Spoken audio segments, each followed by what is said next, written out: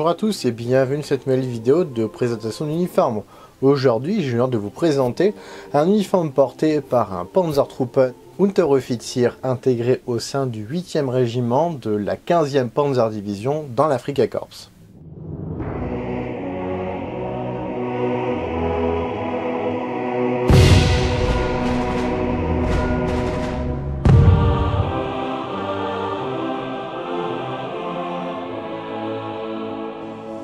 Je tiens tout d'abord à remercier War Militaria pour son soutien, n'hésitez pas à aller voir leur boutique, le lien est dans la description, je les remercie infiniment pour le soutien apporté à cette vidéo. Mais il me faut cependant préciser certains points. Tout d'abord, cette vidéo n'est qu'une base qui vous servira à constituer votre uniforme, ce n'est en aucun cas une bible qui vous épargnera l'achat de magazines spécialisés, de livres ou même de faire des recherches sur internet. Ensuite, vous êtes sur le point de découvrir une vidéo avec des insignes non censurés. C'est volontaire, j'ai choisi de ne pas les cacher par fidélité historique. Malgré tout, cette vidéo n'est absolument pas politique. Vous retrouverez la liste complète des éléments que je vais vous présenter en dessous de la vidéo dans la description avec le timing correspondant.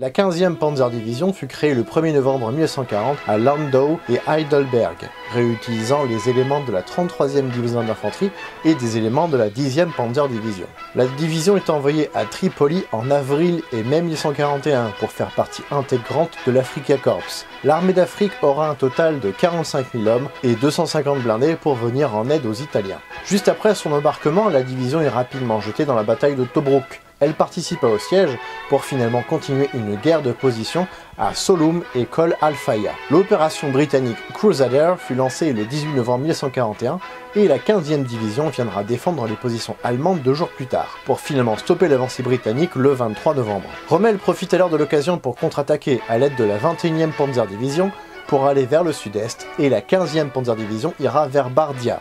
Entre les deux divisions, la division italienne Ariete devrait marcher vers Fort Capuzzo. Finalement, la contre-attaque ne servit à rien, aucun ennemi se situant à Bardia, et les Néo-Zélandais ont pu tenir en échec les Italiens et la 21e Panzerdivision à Fort Capuzzo. La 15e Panzerdivision fut ensuite utilisée pour maintenir le siège de Tobruk, positionnée à l'est de la ville, mais elle subit de nombreuses pertes. Et la jonction entre les Néo-Zélandais encerclés et les Britanniques se fit le 26 novembre. La division se replia le 4 décembre à l'ouest de la ville, pour se regrouper sur le sud et faire face à une division indienne qui a subi elle aussi de lourdes pertes. Cependant, les Allemands n'ont pas pu profiter de cette faiblesse, car eux aussi sont épuisés après un siège qui aura duré 240 jours. Le soir du 6 décembre 1941, le commandant de la 15e Panzerdivision, le général Walter Hugo Reinhard Neumann-Silkov, fut grièvement blessé et il décède à l'hôpital 3 jours plus tard. Il reçut le grade de général 3 étoiles à titre posthume. Le 7 et 8 décembre, les Allemands se replient sur Gazala et une partie capitulera à la mi-janvier 1942. Les restes de la 15e division se replient à El Gaïla à partir du 16 janvier 1942. Rommel lance une contre-attaque le 21 janvier 1942 et la 15e atteint de nouveau Gazala le 4 février. La division reste calme pour les 3 mois suivants, ne subissant pas de nouveaux combats. Le 26 mai 1942, l'opération Thésée fut lancée. Ainsi, la 15e Panzerdivision contourna les positions britanniques entre Gazala et Bir Hakeim. Mais l'offensive s'arrête 2 jours plus tard. Les 15e et 21e Panzerdivision ont pu avancer loin dans les lignes, mais ont perdu de fait un tiers de leurs effectifs. Et pour ne rien arranger, la 90e division légère faisait face à plus de forces blindées que prévu. La division Ariete ne pouvait pas atteindre ses objectifs, ni rejoindre la division Trieste. Ainsi, les troupes allemandes se retrouvent encerclées à leur tour. Rommel décida d'attaquer avec ses forces à l'ouest, franchissant les positions alliées et retournant sur ses propres lignes. Une contre-attaque britannique fut tentée le 5 juin, mais repoussée par l'Afrika Korps. S'ensuit alors une contre-attaque allemande avec la division Ariete et la 21e Panzer à l'est et la 15e division au nord. Bir Hakeim fut alors capturé pour enchaîner avec la forteresse de Tobruk, qui s'est finalement rendue le 21 juin. La division se lance alors dans la région d'El Alamein, où l'avance allemande est stoppée. La bataille s'engage à partir de juillet 1942, puis la division est engagée dans la bataille d'Alam Halfa, du 30 août au 6 septembre, et reviendra pour la deuxième bataille d'El Alamein du 23 octobre au 4 novembre 1942, subissant alors de lourdes pertes. Elle se replia à partir de fin novembre jusqu'à Tripoli, jusqu'à la ligne Maret, au sud de la Tunisie. Elle tentera des contre-attaques en février et en mars 1943 jusqu'au passage de Kasserine avant d'être définitivement liquidée en mai 1943. Pour maintenir la tradition de la 15e Panzerdivision, la division Sicile fut renommée en 15e Panzergrenadier Division en juillet 1943.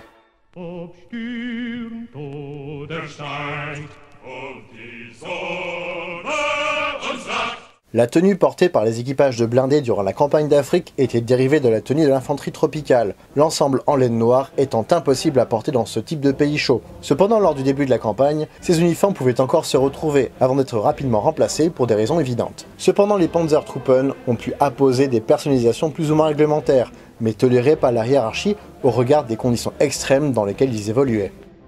Réalisé en toile vert olive, le short est arrivé très rapidement en Afrique. Il dispose d'une poche sur chaque côté.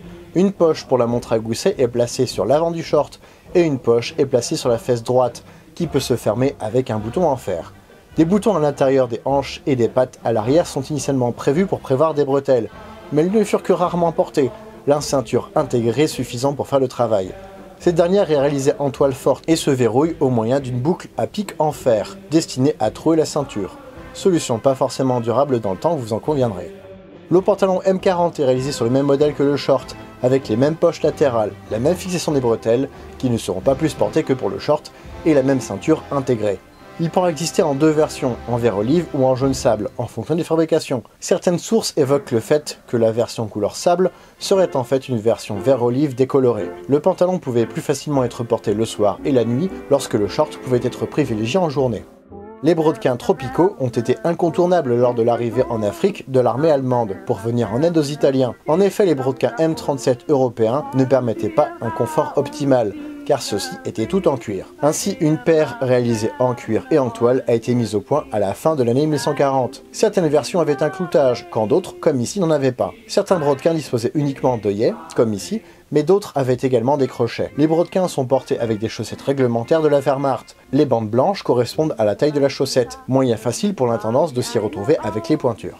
Apparues dès le début de la campagne d'Afrique en 1941, les bottes tropicales à tige haute sont réalisées en toile et en cuir. La partie cuir est située sur le bas de la chaussure, ainsi que sur la semelle, tandis que la toile vient enserrer tout le mollet. Des œillets sont situés sur le bas de la chaussure, et les lacets sont ensuite à passer dans des crochets en remontant. Une tige en cuir est placée sur l'arrière pour garder une rigidité de la partie toile.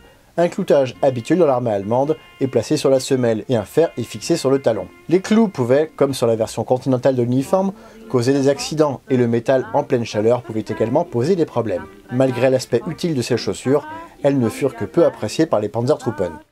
La chemise M40 a été mise à disposition pour l'Afrika Korps afin de remplacer la chemise Jersey réglementaire. La chemise dispose de deux poches sur la poitrine, la chemise M35 de la Luftwaffe ayant servi de modèle. La hauteur et taille des poches varieront en fonction des fabrications. Le vêtement se ferme sur le dessus du torse uniquement grâce à 4 boutons en fer. Une plaque d'identité est glissée sous la chemise, reliée par un cordon ou un lacet. Le numéro et le régiment d'engagement du soldat sont frappés sur cette plaque, sécable en deux bouts.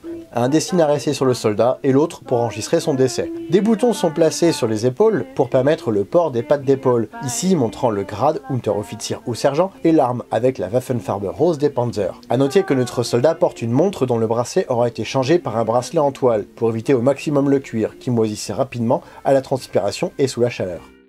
La veste M40 tropicale fut développée avec le pantalon et le short en 1940 pour être distribuée dès l'arrivée en Afrique début 1941.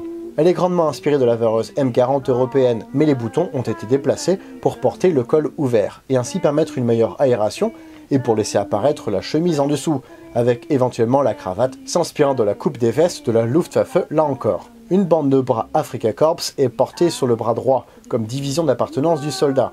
Elle est placée à 15 cm du bas de la manche droite de la veste. Une poche à pansement est située sur le rabat droit de la veste à l'intérieur. Une tresse tropicale est placée sur tout le tour du col pour rappeler le rang de sous-officier. On retrouve les mêmes pattes d'épaule que présentées précédemment, et des litzen spécifiques pour l'Afrika Korps sont placés sur le col. Ils sont génériques, ne portent pas la Waffenfarbe pour faciliter le travail de l'intendance. Les Panzertruppen ont ajouté des têtes de mort Panzer à leur vareuse sur le rabat du col, de manière non réglementaire pour se distinguer de la troupe. Notre sous-officier dispose de plusieurs décorations, une croix de fer seconde classe, 4 ans d'ancienneté dans la Heer, la médaille de l'Anschluss et la médaille italo-germanique délivrée aux combattants de l'Afrika Korps jusqu'au changement de camp des Italiens.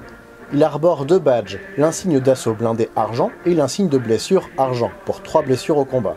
Un aigle de poitrine est cousu sur le côté droit de la veste. Il est générique pour toute la troupe en Afrique, Panzertruppen inclus.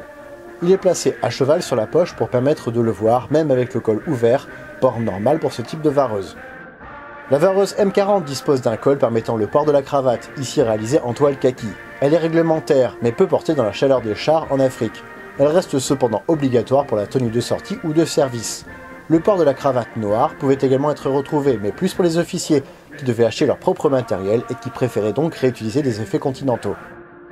L'envie des Panzertruppen de se démarquer du reste de la troupe se retrouve même jusque dans le désert. Ainsi, malgré les différents choix de coiffure disponibles, les équipages de chars ont préféré en majorité conserver leur calot continental, réalisé en drap de laine noire. Il a la Waffenfarbe rose des Panzers sur l'avant, surmontant la cocarde nationale. Un aigle spécifique est placé au-dessus de l'ensemble. Comme nombre de coiffures allemandes, les hommes du rang et sous-officiers ont une coiffure différente de celle des officiers. Malgré tout, le calot a pu être laissé de côté, car le soleil était un gros frein au port d'un simple calot, qui ne protège qu'une partie de la tête. Ainsi, une casquette M40 fut mise au point pour toute la troupe, avec ou sans Waffenfarbe sur l'avant. Certains soldats pouvaient même l'enlever volontairement, ceci en fonction des stocks de couleurs disponibles. Ici, la couleur rose des Panzers se retrouve au-dessus de la cocarde nationale, de type Beveau. Un aigle de casquette spécifique, de type Beveau également, est cousu au sommet de la casquette. Le chapeau tropical ou Tropenhelm fut un incontournable dans le désert, permettant une protection optimale contre le soleil africain. Mais les fabrications étaient très diverses et variées, certains allant jusqu'à en acheter sur place et juste apposer les insignes latéraux. On retrouve l'aigle d'un côté et la cocarde nationale de l'autre, représentés par des insignes métalliques qui seront vissés dans le liège du chapeau. Certains l'appelleront casque, mais ce chapeau ne protège en rien contre les balles ou même les éclats, uniquement contre le soleil.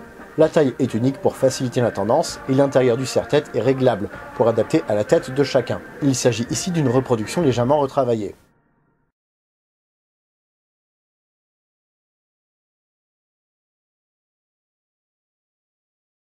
Le brelage des équipages de blindés était très simple et très basique, le reste de l'équipement étant dans les chars ou dans les camions de logistique. Le ceinturon en toile tissée est donc privilégié, laissant les équipements en cuir de côté. Il se règle sur la longueur et se ferme par une boucle de ceinturon troupe, identique au modèle continental, mais peinte en jaune. Les holsters n'ont cependant pas été développés en version toile. Ainsi, la version en cuir brun fut privilégiée, la version noire chauffant beaucoup plus au soleil. Il contiendra le pistolet Luger P08, pistolet réglementaire de l'époque, qui fut progressivement remplacé par le P38 à partir de 1940. Mais les deux pistolets ont pu évoluer en parallèle, le Luger étant toujours efficace malgré son âge. Il fut développé par la Deutsche Waffenmunitionsfabriken à partir de 1898. Il fut d'abord chambré en 7,65 avant de passer au 9 mm. Son chargeur pouvait contenir 8 cartouches, et le holster disposait d'un emplacement pour un chargeur supplémentaire. Une clé de démontage se trouve dans la petite housse disposée à l'intérieur de l'étui. Le problème principal du ceinturon est qu'il n'est retenu que par 2 crochets aux hanches, mais le pistolet et son chargeur supplémentaire dans ce holster atteignent facilement les 1 kg, d'où la difficulté de porter correctement le ceinturon. Les jumelles universelles de dotation pour toute l'armée allemande furent les Dienstklasse 6x30. Elles étaient fournies au chef de section, quel que soit son rang et son grade, et disposaient généralement d'un étui de protection, qui restera dans le blindé pour les équipages de chars. Elles étaient tout d'abord noires, mais elles furent repeintes de manière artisanale au début du conflit africain. Cette couleur deviendra réglementaire en 1943. Il s'agit ici d'une paire française après-guerre, repeinte en jaune par mes soins. Il existait plusieurs modèles de lunettes de protection chez les Allemands. Celui présenté ici était le modèle le plus fréquemment rencontré. Il équipait les motocyclistes, les unités motorisées et les unités blindées sans distinction. La monture des verres est en métal, lorsque le caoutchouc permettant l'étanchéité est gris. Les lunettes peuvent être ajustées grâce à une vis présente au milieu. La sangle est en toile élastique et permet ainsi de régler à la tête du soldat, ou même de fixer ses lunettes sur un casque. Développé à partir de 1934, le laryngophone ou Hals microphone équipa tous les équipages de blindés, puis les pilotes de la Luftwaffe. 2 micros se retrouvent à l'extrémité d'un arceau métallique servant de ressort. Ces micros sont reliés à un boîtier ayant un bouton sur le côté pour ouvrir une fréquence. Sur l'avant, nous avons un bouton de verrouillage pour garder la fréquence ouverte, relié au bouton latéral. Et sur le dos du boîtier, une pince permettra de maintenir le switch sur le torse. Une fiche à 2 pattes permettra de se brancher à l'équipement audio dans le blindé, fiche spécifique du modèle début de guerre KMFA. Notre sous-officier étant chef de char, il dispose d'un équipement audio particulier par rapport aux autres membres d'équipage. En effet, alors que le radio avait un casque DFH-B pour Doppelfernhörer B, le chef de char et le pilote auront un modèle D qui a une résistance interne de 54 ohms, lorsque le modèle B en avait 2000. Ainsi, il est équipé d'une prise différente, plus petite. Les pads étaient orange, comme ici jusqu'en 1941, avant d'être remplacés par des nouveaux modèles noirs au cours de cette année. Cependant, l'Afrique étant loin de l'Allemagne, ce n'est pas avant 1942 que les nouveaux équipements arrivèrent, s'ils arrivèrent. Les pads étaient relativement efficaces contre le bruit ambiant, ainsi les chefs de char relevaient souvent un côté du casque sur la tempe pour entendre d'autres bruits environnants. Le casque est un original reconditionné, les pads sont des reproductions et la prise est d'une fabrication artisanale maison. Une des ressources les plus importantes dans le désert était l'eau potable, tout autant que l'essence. Ainsi, des jerrycans d'eau étaient embarqués sur les camions chargés de la logistique ou transportés sur les blindés. Les Panzertruppen disposaient de leur gourde M31, la Feldflasche de 75 centilitres. Il était rangé dans leur char. La dotation était doublée voire triplée pour faire face aux conditions de chaleur extrêmes. La gourde M31 est issue au modèle Continental, les gourdes tropicales de 1 litre n'ayant pas été distribuées à toute la troupe. A savoir que le modèle en bois de coco ne serait apparu qu'après 1943. Les froides nuits d'hiver du désert ont forcé nombre de soldats à s'équiper en matériel spécifique pour se protéger des faibles températures, mais aussi contre le sable et le vent. Ainsi, le manteau européen fut adapté en version tropicale, en laine brune. La coupe reste donc identique au modèle M40 Continental. 2 rangées de 6 boutons sont placées de part et d'autre du manteau, mais le rabat de gauche vient toujours se placer sur le rabat de droite. Des poches latérales permettent de glisser les mains, poches qui disposent d'un revers. Le manteau est doté de 2 poches internes pour y glisser du petit matériel. Les pattes d'épaule ont de nouveau le liseré rose des blindés et le grade d'Unteroffizier ou sergent. Une bande de bras Afrika Korps est installée à 1 cm du rabat de la manche droite. Cette bande n'était pas obligatoire sur le manteau, étant la même que sur la veste, mais elle se retrouve sur les photos. Un crochet et un anneau métallique sont disposés sur le col, pour permettre la fermeture complète et protéger au maximum le cou du soldat contre le froid et le sable. Les Panzertruppen étaient très exposés au sable et au vent, du fait d'être dans un blindé. Ainsi, les lunettes étaient obligatoires pour voir correctement. L'équipement sera léger pour évacuer rapidement le blindé en cas d'urgence. Notre Unteroffizier a des taches un peu partout sur son uniforme, dues à l'huile de moteur usagée. Le soleil aura également considérablement délavé l'uniforme.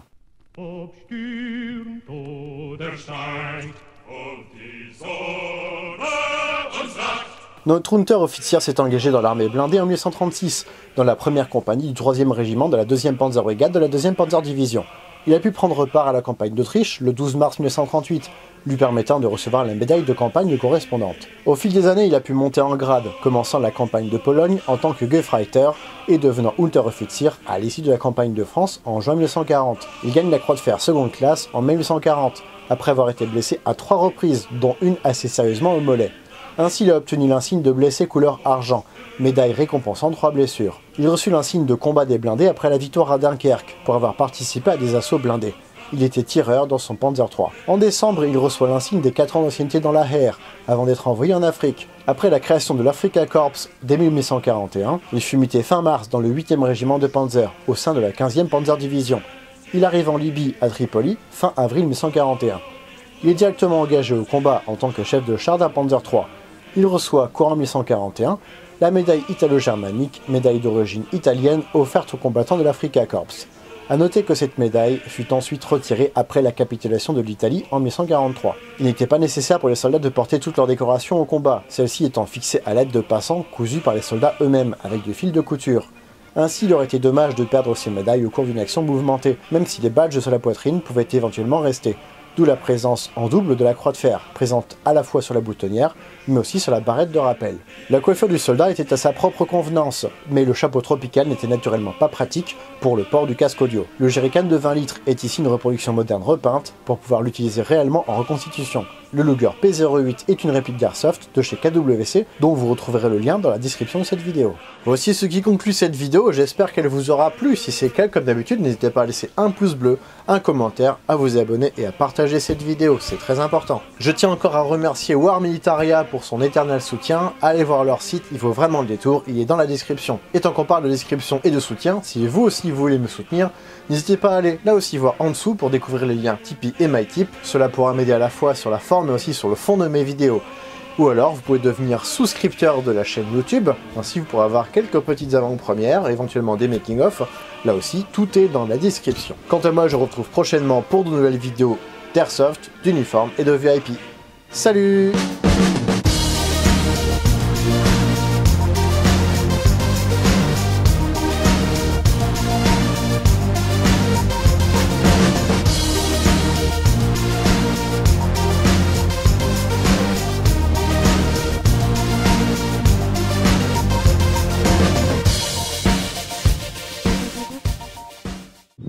Un Allemand ne serait pas un Allemand s'il n'était pas en short.